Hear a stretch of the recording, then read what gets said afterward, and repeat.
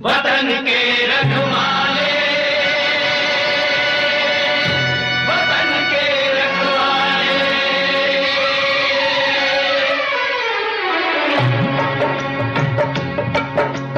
जिस धरती के अंग अंग पर रंग शहीदों ने डाले, जिस धरती के अंग अंग पर रंग शहीदों ने डाले, उस धरती को दाग लगे ना हो, उस धरती को दाग लगे ना। देख वतन के रखवाले, वतन के रखवाले, वतन के रखवाले।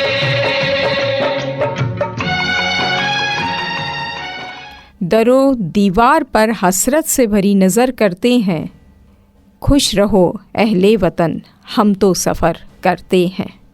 जी हाँ, ये नेक ख्याल थे भगत सिंह के। भारतीय स्वतंत्रता आंदोलन के इतिहास में 23 मार्च 1931 को ऐसा दिन माना जाता है जिसने दिशा बदलने का काम किया, जब भगत सिंह, शिवराम राजगुरु, सुखदेव थापर तीनों को एक साथ फांसी की सज़ा दी गई थी।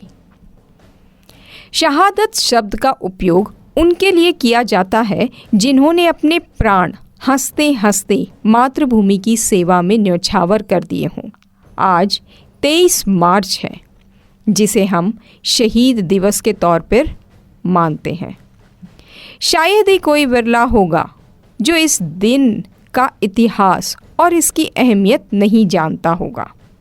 फिर भी अपने श्रोताओं को बता दूं कि आज ही के दिन सन 1931 में अंग्रेज़ हुक्मरानों ने भारतीय युवा क्रांतिकारियों भगत सिंह, शिवराम राजगुरु और सुखदेव थापर को फांसी के फंदे पर चढ़ा दिया था। महज 23 साल की उम्र में ये नौजवान मातृभूमि पर कुर्बान हो गए थे, जिसके चलते इन्हें शहीद आज़म कहकर पुकारा जाता है। इस बलिदान के बाद पूरे देश में युवा खून आज़ादी पाने के लिए उबल पड़ा था। इसी कारण भारतीय स्वतंत्रता आंदोलन के इतिहास में इस दिन को बेहद अहम माना जाता है।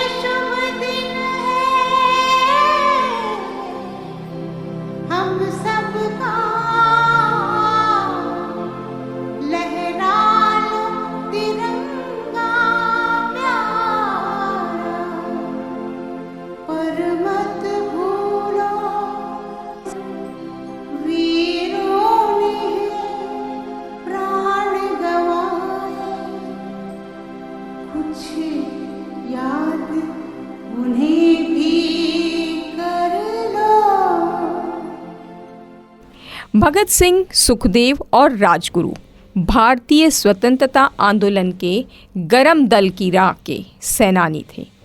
हिंदुस्तान सोशलिस्ट रिपब्लिकन एसोसिएशन संगठन बनाकर वह हर तरीके से स्वतंत्रता आंदोलन को आगे बढ़ा रहे थे।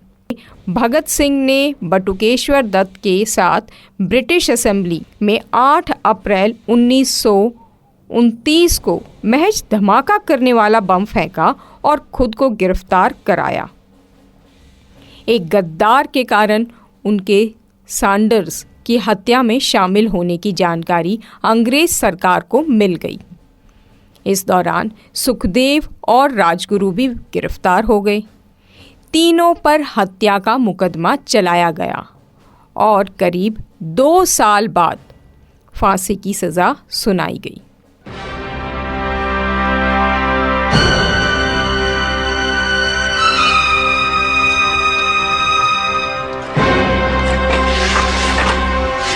सांस है जब तलक ना रुकेंगे कदम, चल पड़े हैं तो मंजिल को पा जाएंगे। जान प्यारी नहीं है वतन से हमें, मरते मरते सभी को बता जाएंगे।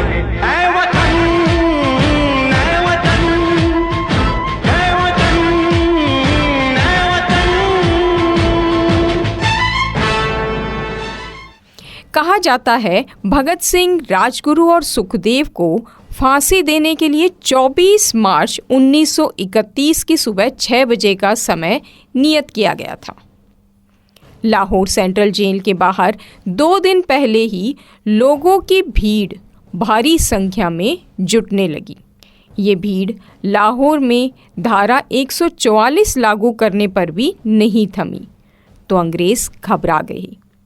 फांसी का समय 12 घंटे पहले ही कर दिया गया और 23 मार्च 1931 की शाम 7 बजे तीनों को फांसियां दे दी गई।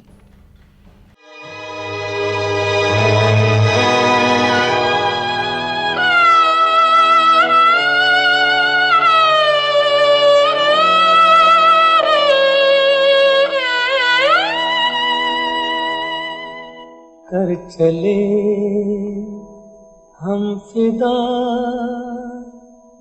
जानो तन साथियों, अब तुम्हारे हवाले वतन साथियों। इससे पहले तीनों को अपने परिजनों से आखिरी बार मिलने की भी इजाज़त नहीं दी गई।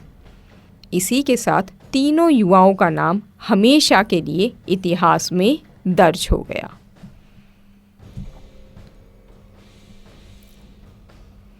सात अक्टूबर 1930 को अदालत के द्वारा 68 पुष्टों का निर्णय दिया, जिसमें भगत सिंह, सुखदेव और राजगुरु को फांसी की सज़ा सुनाई गई।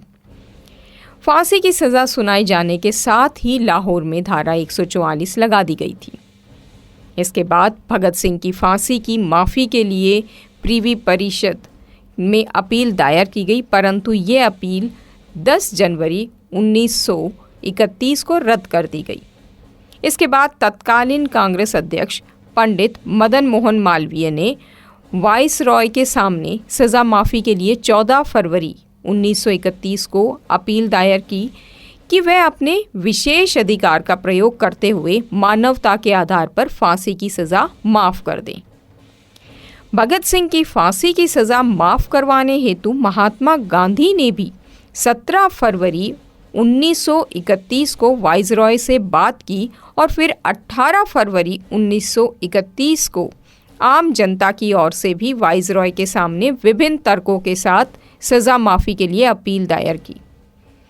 ये सब कुछ भगत सिंह की इच्छा के खिलाफ हो रहा था, क्योंकि भगत सिंह नहीं चाहते थे कि उनकी सज़ा माफ़ की जाए। वंदे मातरम, वंदे मातरम। खुश रहो अहले वतन, हम अपना फर्ज निभा के चले, कभी बुझने न देना उस आग को, आग सीनों में हम जो लगा के चले।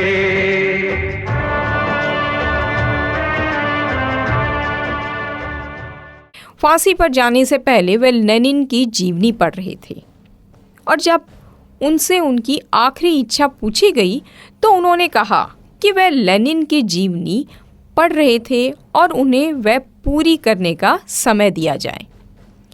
कहा जाता है कि जेल के अधिकारियों ने जब उन्हें ये सूचना दी कि उनके फांसी का वक्त आ गया है तो उन्होंने कहा था, ठहरिए, पहले एक क्रांतिकारी दूसरे से मिल तो ले।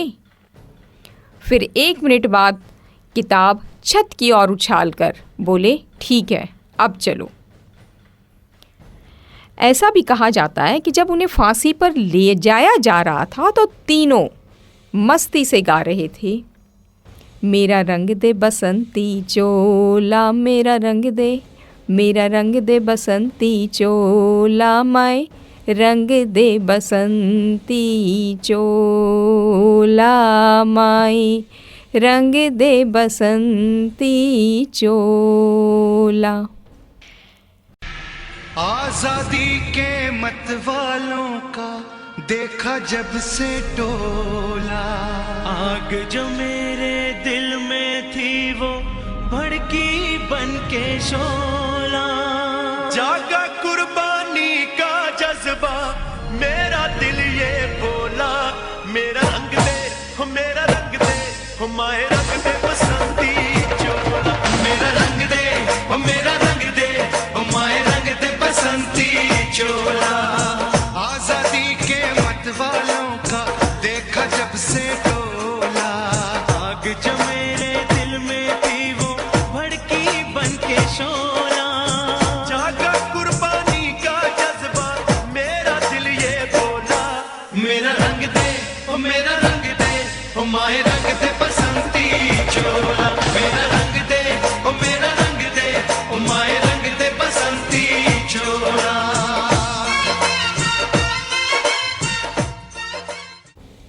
उनका विश्वास था कि उनकी शहादत से भारतीय जनता और उद्विग्न हो जाएगी और ऐसा उनके जिंदा रहने से शायद ही हो पाए।